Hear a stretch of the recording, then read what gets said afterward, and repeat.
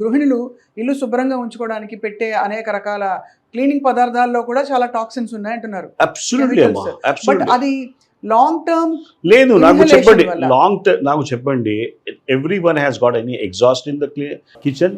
ఉండదు, అందరి ఇంట్లో ఉండదు, ఉన్నా కూడా వేరు, అందరు వేరు. అంటే దాని ఎగ్జాస్ట్ seriousness ఈజ్ తెలీదు. కంపల్సరీ అమ్మా. మనం స్టవ్ గ్యాస్ యూజ్ చేస్తున్నాం కదా, అది కూడా బయటకి పోవాలి. వీఆర్ క్రియేటింగ్ ప్లానెట్, చాలా దరిద్రం చేస్తున్నాం అమ్మా. అదే అందుకే మన సునీత విలియమ్స్ గారు పాపం పైకి వెళ్ళి వచ్చేసింది కదా, వచ్చేసారు, వాపస్ వచ్చేసారు. కానీ సార్, అంటే దీని సీరియస్నెస్ జనానికి తెలియట్లేదు. మీరు చెప్తున్న ఈ కామన్ ఎగ్జాంపుల్స్ ఐ స్టార్ట్. ఏమైపోదులే, నాకేం కాదులే, లేకపోతే ఏముంది ఒక అరగంటే కదా, బొద్దింకలు ఎలా ఉంచుకుంటాం, ఇలాంటివన్నీ. కొన్ని జనాలకి చిన్న చిన్న ప్రాబ్లమ్స్ ఉంటాయండి. మైగ్రేన్ ఉంటుంది హౌస్ వైఫ్స్కి, అలర్జీస్ ఉంటాయి, స్కిన్లో ర్యాషెస్ వస్తాయి. This are the people who are more prone for పెద్ద ప్రాబ్లమ్. థైరాయిడ్ ప్రాబ్లం ఉంది, సచ్ ఎ కామన్ థింగ్ కదా.